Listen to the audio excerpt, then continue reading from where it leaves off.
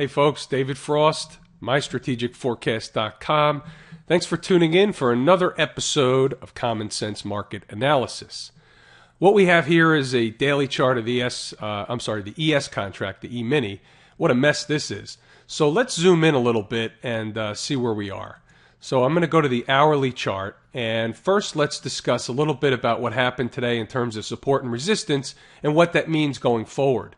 So overnight we came down and we almost had a pretty good sell, and we came down to about 2094, I think, on the low. And then the market opened, and then we retested, made a low of 2096 and a quarter, and then went up. And then we came into the resistance point up here at 2115, made a high of 2116, and it was rejected for the rest of the afternoon. So what does that tell us? It tells me that the market really wants to go down to 2090 and maybe even 2085. That's what it looks like here. It looks to me like I'm going to call it an unresolved position. Okay, so that being the case, I would like to do it in short order, but the market does it on its own terms. What is working is the support and resistance lines that we've been working with. The 2105 and the 2115, I mean, look at this range. I mean, it couldn't be any more defined than that, except for a couple of times when we broke through it on the up and down side. But other than that, it's pretty much been spot on. And then we know what happens once we get up above the 2115. We know what the next range is going to be until we break that range. So you can trade the range if you're an intraday trader. You can trade the range as long as you know where you're wrong. So when the market begins to get below 2105, I don't want to be long. And then when the market, if the market gets appreciably above 2115, I don't want to be short. But when we see a failure below, we can say, all right, I'm gonna take a position on the short side. I'm making it up. Let's say it's 2113.75. We saw the failure and we take a position and we say, all right, where's my stop? Well, my stop is a 10-minute close above 2116, which was the high. So that's a trade, and that's a pretty, good risk reward, and it's obviously in hindsight now, and I didn't put it out today and I didn't do it, but only because the market is really acting somewhat unusual, and to me, the unusual behavior spells a breakout or breakdown, one way or the other. And ideally, what I'd like to see is this. I'd like to see 2090 get hit. All right, and I really don't want it to happen in the after hours, the Globex session. I want it to happen during the pit session. I want it to happen between 8:30 and 4, okay, or 4:15. Well, really 4, 4:15. So that's what I'd like to see happen because and 8:30, Central. So the reason is because then I won't have an unresolved position. And let's say we firm up above that. And we firm up above 2090 and begin to, climb back higher. I will feel better about being long and kind of drawing a line in the sand saying, I don't think the market's going to get down to 2090 again. But now, since it's an unresolved position, they're tiptoeing around it. Overnight, they get down 4 points away. That's not good enough. So that's where I stand, and that's why I've been a little gun-shy for the intraday traders out there, because I just think at any moment they can go down and shimmy down to that 2090, and that would be fine. Just let them go do it. And then, by the way, if we get below that, 2085 is really the line in the sand on the downside. We don't want to see it close below that on an hourly basis. That'll spell a longer decline. And if we get down that low, we'll talk about it. But I don't think it's going to happen. I just think there's one more push higher in the market. And again, how high, we won't know until we kind of make a pivot low. And we can say, here's the pivot low. Here's the velocity off the low. And here's how we can calculate the move higher. And I'll get there when we get there. But right now, we don't have it. So that's where I stand in the E-mini. The SPY is really in the same camp. I mean, we can go take a look at it. I don't have the same exact lines, but you know what? It's a good thing I brought this up, because remember this line? I should have said this last night, and I didn't bring this hourly chart up of the SPY last night. Look what happened. Here's the low today, the hourly low, okay? And then we came right up into this trend line that the market is drawing for us, right? So what's going to happen on the next hit, which is going to be another lower high? Another lower high will be bearish and could get rejected again. We've got to close above this downsloping trend line in order to begin to make new highs. And the reason why the E-mini doesn't look this way on an hourly basis, doesn't look the same. I mean, you can make a case that's over here, but it doesn't look the same because this is a 24-hour chart. That's the reason. Okay. So this is an important trend line, and really, I guess you could say, you know, the more we go sideways here, the more it becomes apparent that this is, for what it's worth, somewhat of a triangle developing here. And we normally will break out of a triangle, and you know, by the textbooks, which I don't go by the textbooks, but if you want to say probably more than 50% of the time, but not enough to say it's a trade, is you'll break down, or you'll break out of the triangle in the direction from which it came. And what I mean by that is, if it came from this high, we went down and then began to make the triangle, then it would stand to reason that I think more often than not, more than 50% of the time, the next move is lower, okay?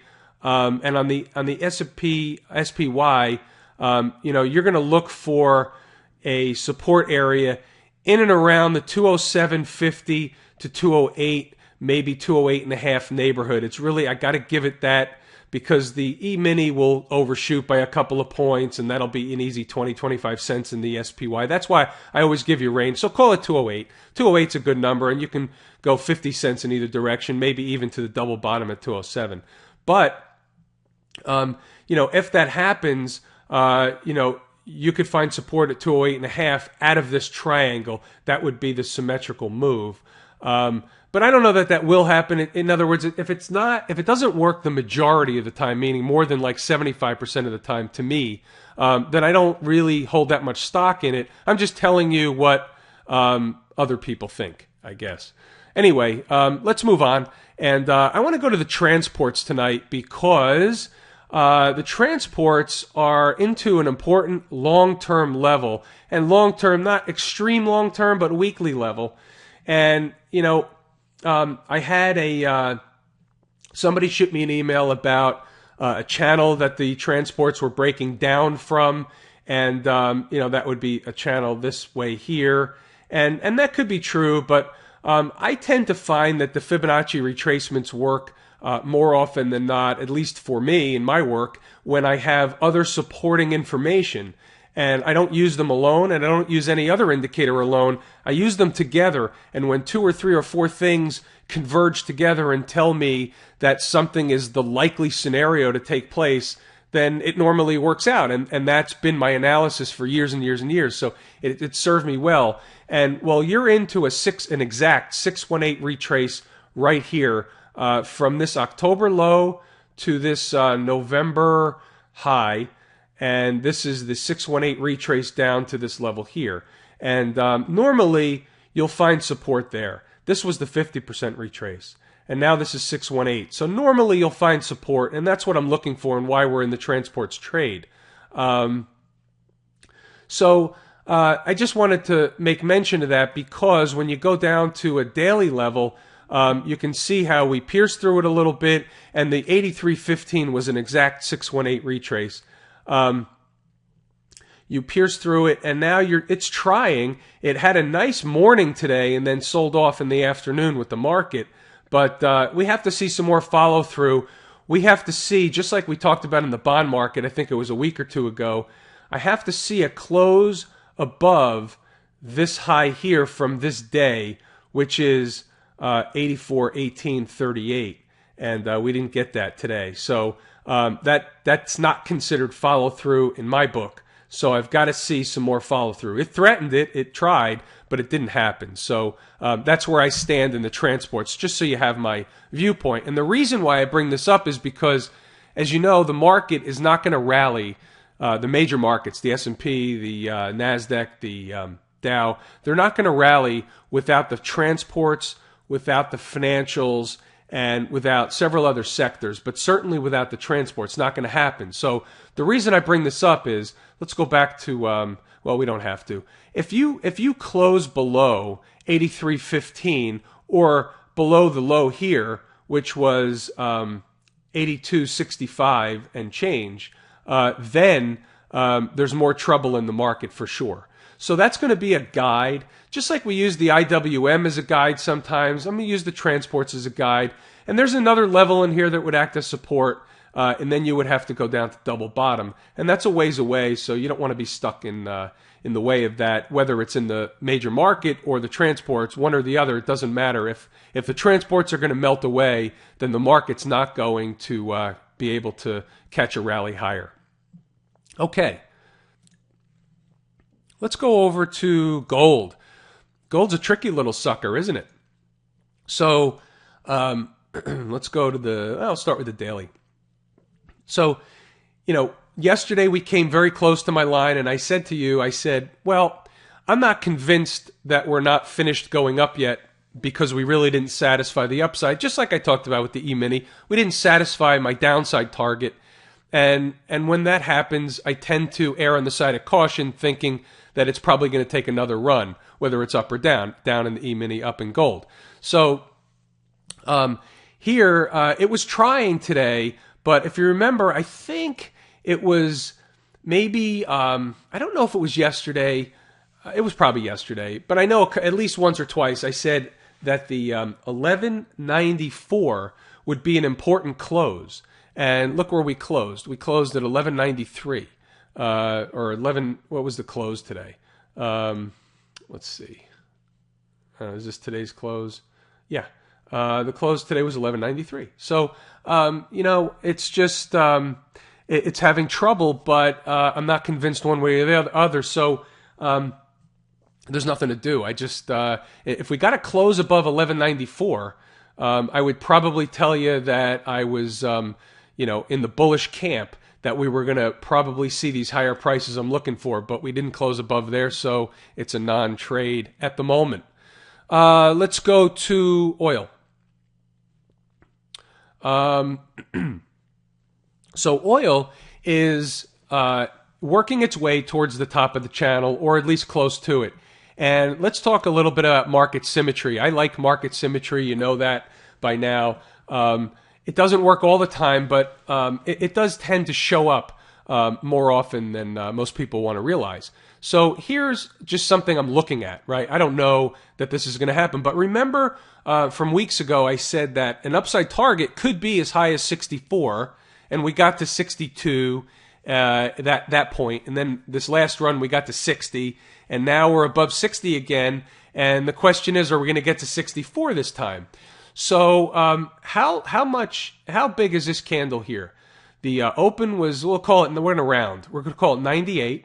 I'm sorry, not the open. The high was 98. The high was 60.70, and the low is 57.72. So it's $3 swing. All right, we're rounding. It's $3. Now, $3 from either this low here brings us only to 62.33. Right? But $3 from this low here brings us to 63, okay, and change. So I'm not saying we're going to 64. I'm just saying that it looks like if we're going to see any symmetry with this at all, and I'm not saying we will. I'm just thinking out loud. So just go with me on this one. Then another $1 to $2, maybe even $3 is not out of the question. And I think that from this low here, $3 at 63 and change is a reasonable upside target for this move. I'm not saying it's going higher. I'm just saying it looks bullish. Okay, we're above the moving averages in the hourly chart, which is bullish. Okay, we'll see what happens overnight. They usually bring it down. And on the daily chart, we're in the middle of the channel, but we're pointed higher, right? We're above the moving averages on the daily chart. So at least the 50 and the 20. And we've got this top of the channel that we've only touched once.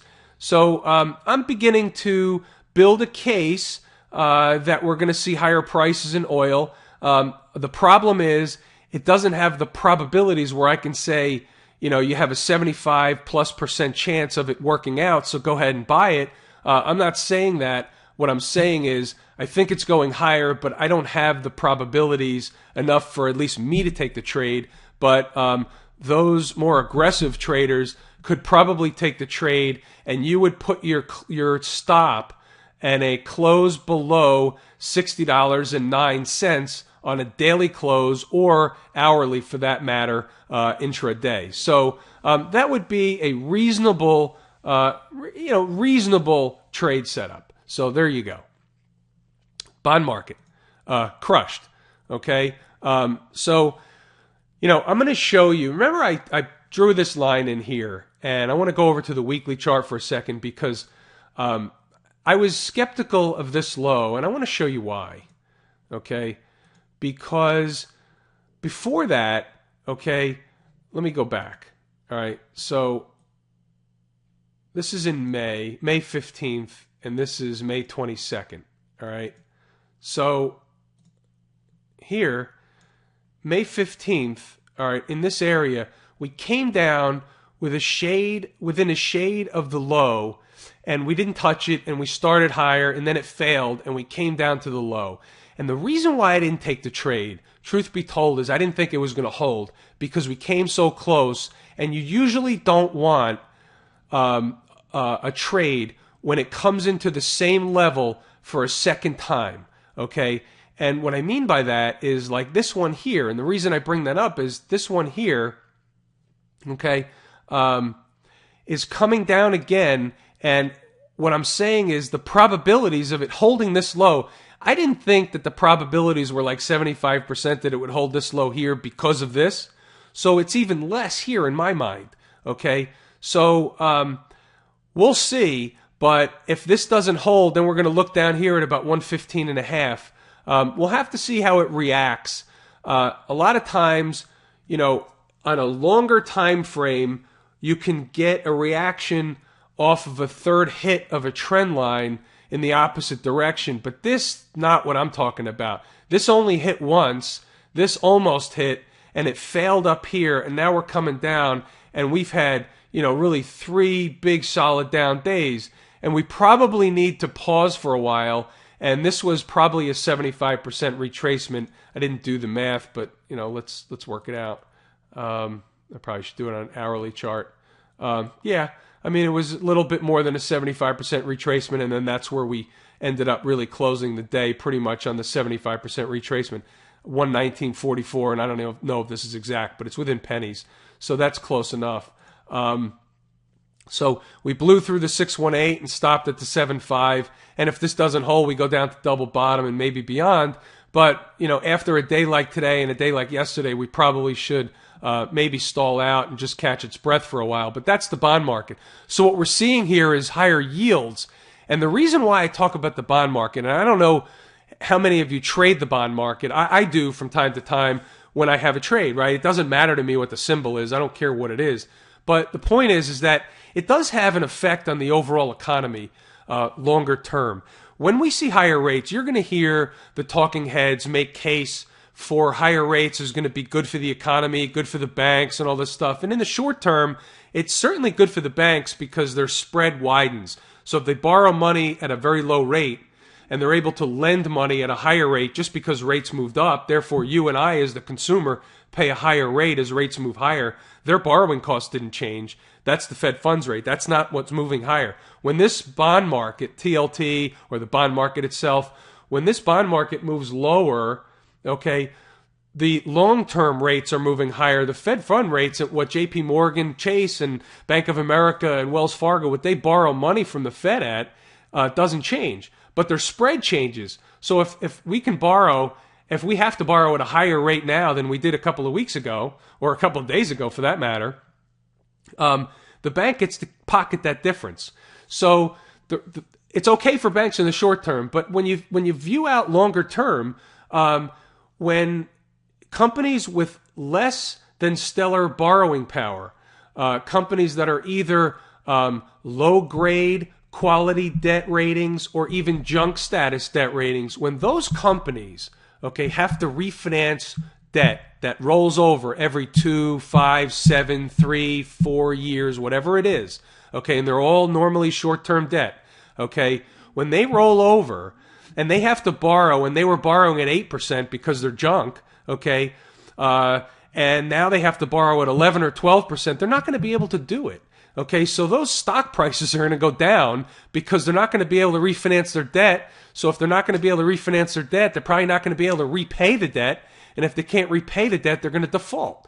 So I'm not saying that's happening today. I'm just saying you got to keep that on the radar screen because that's happening later. And it's specifically happening with some of those energy-related companies that got hit real hard, those MLPs and that stuff. That's not off the table. That's not out of the woods yet, okay? So that'll come back around at some point, like in 2008, when Bear Stearns had a couple of hedge funds that failed in March of 2008, okay? Or I'm sorry, it was March of 2007. And the market went down, and then it ignored it after a while. And first there was subprime, and then nobody cared, and the market rallied up to October, and then that's when it finally broke. I think that was the high, if I remember correctly. So don't forget that these things could get ignored for 6, 9 months, whatever it is, and then they come back around. So I just got it in the back of my mind. That's all. Higher rates is going to be a strain. That's just one of the ways it's a strain on the economy, and there's a whole lot of ways. From a consumer perspective, car loans, housing, mortgages. Higher mortgage cost means you can afford less home, means higher inventory of houses on the market because there's less sales being made, all that stuff. We know all that stuff. So higher rates are not good, despite what some of the analysts or you know who will tell you that is the long-only mutual fund managers will tell you that higher rates are good for the market. Everything is good for the market as far as they're concerned because they have no choice but to be long the market. Okay, let's move on and let's talk about the dollar. Dollar got hammered today, got taken out behind the woodshed. So here's my fib retrace from high to low, okay? And what we did was we hit the 618 up here the other day. And remember yesterday I said we're moving sideways. Maybe we're building pressure to move higher. We need more time to see what happens. And guess what happened? We broke down, okay? So that pattern is kind of off the table for now. It's off the table, period. And we came into we came back to this gap fill here and fell back below the 382 retrace.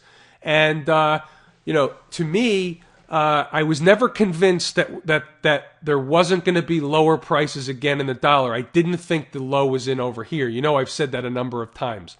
So we'll have to see, but this was still a no trade, but it was interesting. I mean, it really got shellacked today, did the dollar.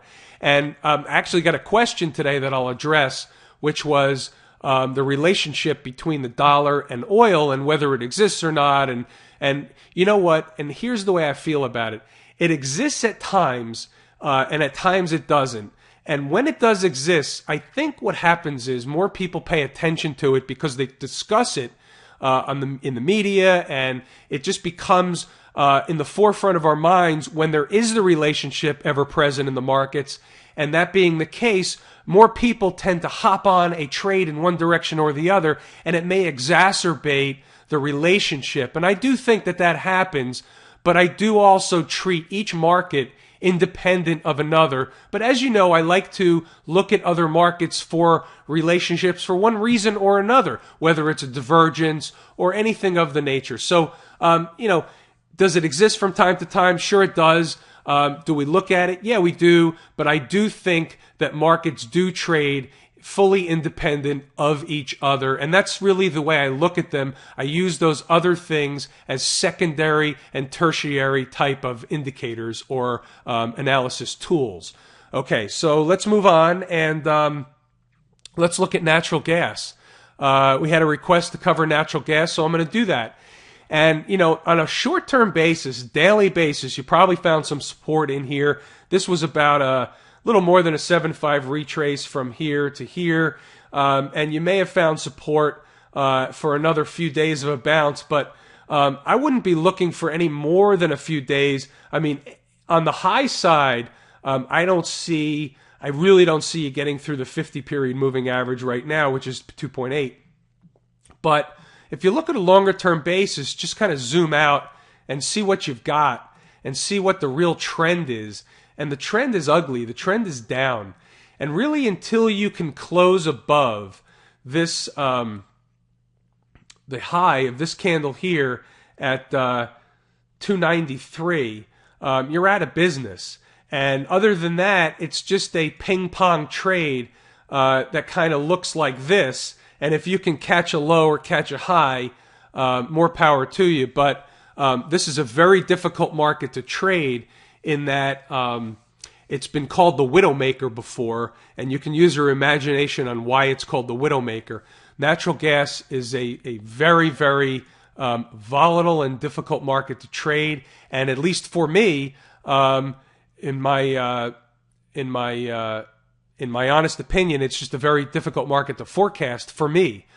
So that's why I don't do it on a regular basis, but I'm happy to talk about it and tell you what I see on the charts. So by request, natural gas, hopefully that was helpful. Some daily chart support here, but longer-term trend is down, and it's really most likely, and again, independent of oil because it's its own market, but because they're in the same sector, if you will, they're used for the same thing. They're used for their energy-related commodities, so they tend to react to the same forces. And I don't think oil is going back to 100. I don't think it's going to 80. I don't think it's going to 75. So therefore, I don't think there's much uplift in natural gas either. Hopefully that's helpful. Okay. I think we're going to leave it there tonight. I know this was long also, but nevertheless, hopefully, you know what? I didn't talk about any stocks tonight. I apologize. What I'm going to do is I'm going to leave those for tomorrow. I'll talk about a couple tomorrow night. It's just got long-winded because I talked about some other stuff by request. I'm trying to get everybody's requests in, and we'll get the kinks worked out of what you folks as members want to see, because that's what's going to drive this going forward. So if you just bear with me for a while, and we'll kind of get into a rhythm, and we'll get a format going that kind of the majority of everybody is real comfortable with. And it'll just take probably a couple of weeks or maybe even longer to work that out. But I'm willing to work through it if you are. Anyway, I'm David Frost, mystrategicforecast.com. Thanks for being members, folks. It's my pleasure.